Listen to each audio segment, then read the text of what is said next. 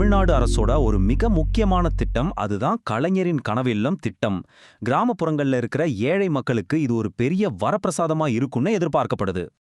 இந்த திட்டத்தோட முக்கியமான அம்சங்கள் என்னென்னு பார்க்கலாம். அதாவது, கிராமப்புறங்கள்ல 1,00,000 வீடுகள் கட்டப் போறாங்க.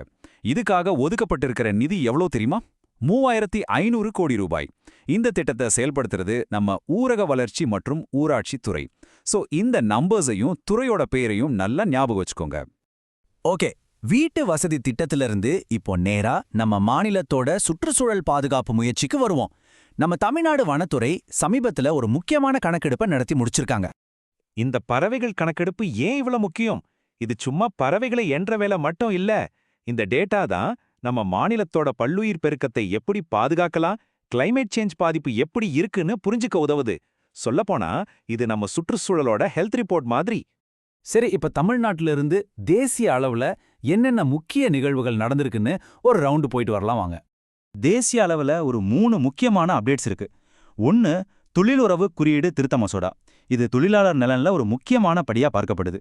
2வது, பெண்களோட பாதுகாப்புக்காக கொண்டு வரப்பட்ட ஷீ பாக்ஸ் போர்ட்டல். 3வது, புதிய பிரதமர் அலுவலக கட்டிடங்கள் திறக்கப்பட்டிருக்கு. இதை ஒவ்வொன்றையும் கொஞ்சம் பார்க்கலாம். இந்த ஷீ பாக்ஸ் போர்ட்டல் எப்படி வேலை செய்யுதுன்னு பாத்தீங்கன்னா ரொம்ப சிம்பிள், அதே சமயம் ரொம்ப பவர்ஃபுல். பெண்கள் ஆன்லைன்லயே அவங்க புகாரை பதிவு செய்யலாம். அது ஆட்டோமேட்டிக்கா சம்பந்தப்பட்ட கமிட்டிக்கு போயிடும். இதனால ஒரு வெளிப்படையான வேகமான தீர்வு கிடைக்கும்னு எதிர்பார்க்கலாம். இது ஒர்க்கிங் விமன் பாதுகாப்புல ஒரு பெரிய மைல்கல்.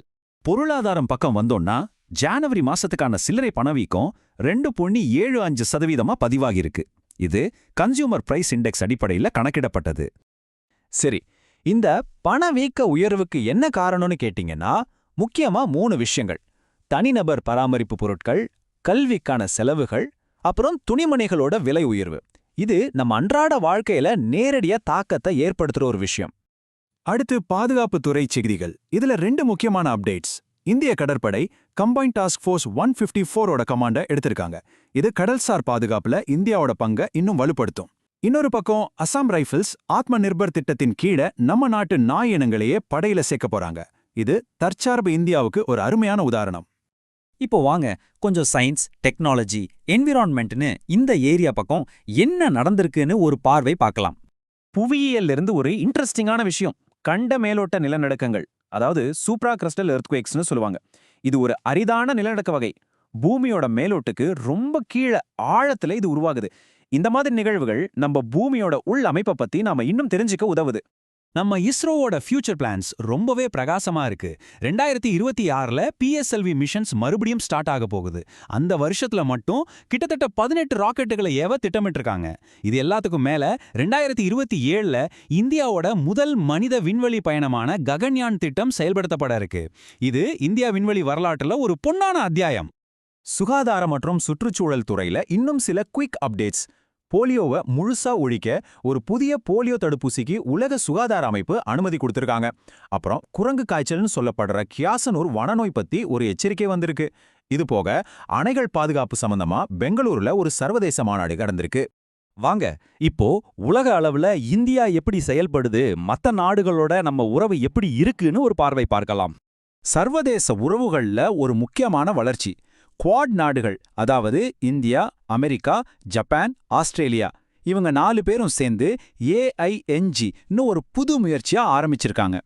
இதோட நோக்கம் என்னன்னா, ஆர்டிஃபிஷியல் இன்டெலிஜென்ஸை பயன்படுத்தி விவசாயத்தை அடுத்த கட்டத்துக்கு கொண்டு போறது. இது நம்ம விவசாயிகளுக்கு பெரிய அளவுல உதவும். நம்ம பக்கத்து நாடான பங்களாதேஷ்ல ஒரு முக்கியமான அரசியல் மாற்றம் நடந்திருக்கு. அங்க நடந்த பொது தேர்தல்ல பங்களாதேஷ் தேசியவாத கட்சி ஜெயிச்சு தாரிக் ரஹ்மான் பிரதமராக பதவியேற்க இருக்காரு. இது நம்ம இந்தியா பங்களாதேஷ் உறவுகள்ல தாக்கத்தை ஏற்படுத்த வாய்ப்பு இருக்கு. சரி, இப்போ கடைசி பகுதிக்கு வந்துட்டோம். இதுவரைக்கும் நாம பார்த்த எல்லாத்துல இருந்தும் தேர்வு கண்ணோட்டத்துல முக்கியமான பாயிண்ட்ஸை ஒரு தடவை வேகமா ரீவைண்ட் பண்ணி பார்த்துடலாம். இது உங்க ரிவிஷனுக்கு ரொம்ப ஹெல்ப்ஃபுல்லா இருக்கும். பிப்ரவரி 13 உலக வானொலி தினம்.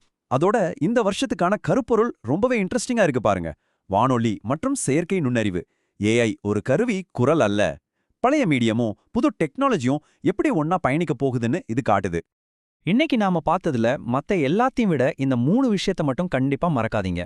1, கலைஞரின் கனவு இல்லம் திட்டம், அதோட பட்ஜெட் 3500 கோடி, டார்கெட் 1,00,000 வீடுகள். 2, இஸ்ரோவோட ககன்யான் திட்டம், டார்கெட் வருஷம் 2027. 3 ஹீபாக்ஸ் போர்ட்டல், இது ஒர்க்கிங் விமன் சேஃப்டிக்காக. இதிலிருந்து நேரடி கேள்விகள் வர நிறைய வாய்ப்பு இருக்கு. சரி, இன்னைக்கு நாம பார்த்த இந்த தலைப்புகள்ல எந்த டாபிக்கை நீங்க முதல்ல எடுத்து இன்னும் ஆழமா படிக்க போறீங்க? உங்க ப்ரிப்பரேஷனை சரியா திட்டமிடுங்க, வெற்றி நிச்சயம். அடுத்த விளக்கத்துல சந்திப்போம். வாழ்த்துக்கள்.